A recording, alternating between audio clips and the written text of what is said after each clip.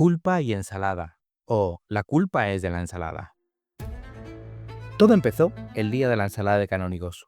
Francisco, o Paco, pues así le llamaban desde que podía recordarlo, siempre había sido una persona normal, sin obsesiones, sin muchas manías, respetuoso con todo el mundo, de los pocos que ayudan sin que tengan que pedírselo, una persona buena y cabal.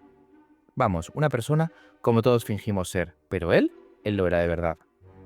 Nunca había hecho ensalada de canónigos. De hecho, hasta ese día no sabía siquiera lo que eran los canónigos. Pero su curiosidad hizo que los comprara en el mercadillo, y como tenían las raíces llenas de tierra, tuvo que llenar la fuente de agua y empezar a limpiarlos uno a uno. Deben de ser muy sabrosos, pensó. Nadie en su sano juicio se tomaría tantas molestias para limpiar algo que carece de sabor. Mientras limpiaba las raíces y brotes, miró por la ventana de la cocina al patio comunitario. Como siempre, ahí estaban los cientos, los miles de pijamas secándose en el tendedero de los vecinos de enfrente. Había pijamas pequeñitos y pijamas grandes, pijamas de todas las escalas. Los vecinos de enfrente debían tener al menos 5 hijos, pero le extrañaba que solo tendrían pijamas. Solo pijamas y más pijamas. Este pensamiento le asaltó durante unos instantes, hasta que sus ojos se fijaron en la ventana que había bajo los pijamas. Era una ventana doble, y ahora estaba abierta de par en par. En el interior de la vivienda había una mujer vestida solo con ropa interior. El ángulo de visión le permitía ver su cuerpo, pero no su rostro. Se sonrojó, a pesar de que era una imagen muy natural. La ropa interior no era sexy, y la chica tampoco era muy atractiva. Tenía un cuerpo normal, tirando delgado, y veía una coleta que, como una cola de caballo, caía de su cabeza.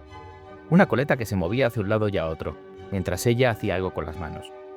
Tras unos instantes, la chica se apartó de su línea de visión y él siguió escudriñando la fachada y las ventanas de sus vecinos. No había nada de interés. Un pájaro que parecía un grajo se acicalaba en lo alto de una antena, y una suave brisa agitaba las mangas y las peneras de los pijamas. Terminó de limpiar los brotes y se hizo la ensalada.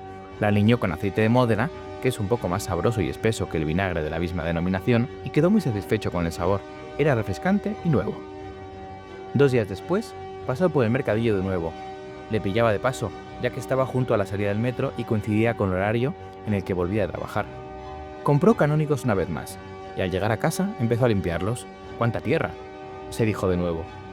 Y mientras los limpiaba, observó a través del cristal, los pijamas ondeando con la brisa y la chica en la ventana inferior. Hoy llevaba una camiseta ajustada, pero iba en braguitas, y sus piernas estaban desnudas. La observó durante unos instantes, esta vez sin sonrojarse. Cuando terminó de lavar los canónigos, la chica seguía ahí, y él siguió observándola a pesar de que los brotes ya estaban limpios. Poco después, desapareció de su campo de visión, pero se abrió otra ventana, la del dormitorio, y pudo ver cómo se tumbaba en la cama y flexionaba ligeramente la pierna derecha. El cabecero de la cama quedaba fuera de su vista, pero podía ver perfectamente sus piernas, sus pies. Llevaba las uñas pintadas de un color imperceptible a esa distancia, y aún así le gustó. Se sonrojó de nuevo, y decidió comer allí donde estaba, en esa posición, ante la ventana.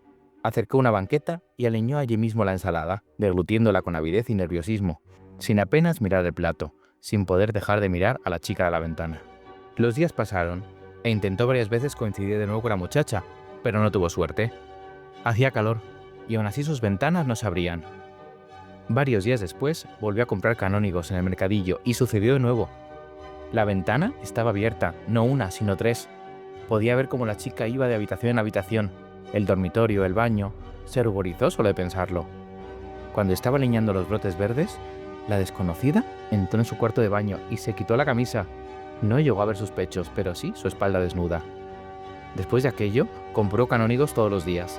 Salía del metro y se acercaba al mercadillo. Compraba un par de manojos y corría a casa a lavarlos. La desconocida siempre estaba allí, ofreciéndole la privacidad de su vida en bandeja.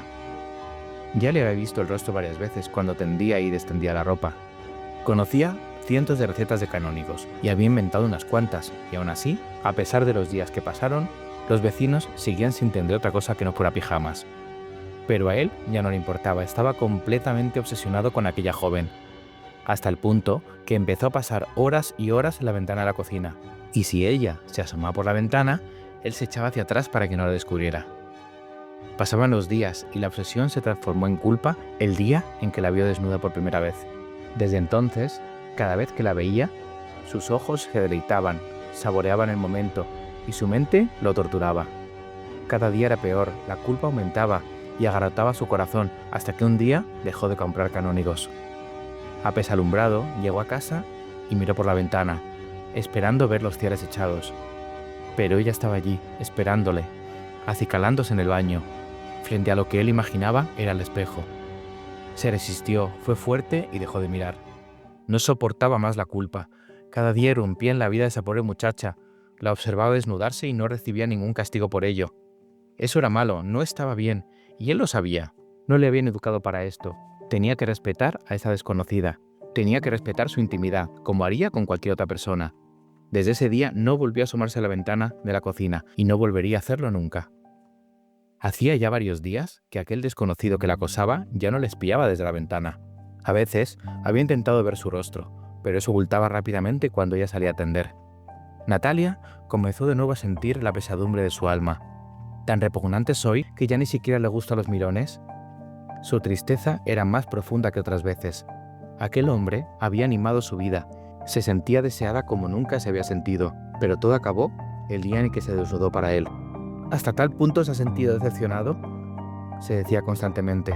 La amargura de ese instante se alojó en su garganta y Natalia dejó de hablar. No había nada que decir y nadie a quien decírselo. Triste y atormentada, volvió a sentirse sola, ajena al mundo. La tristeza se extendió poco a poco por su cuerpo.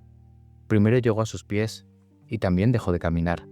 Días después, ascendió por su vientre y se alojó en él. Natalia dejó de comer. Más tarde se extendió también a sus manos y dejó de hacer cosas. Acurrucada en su soledad, sus ojos se cerraron y la pena se apoderó por fin y para siempre de su corazón. Marzo de 2014.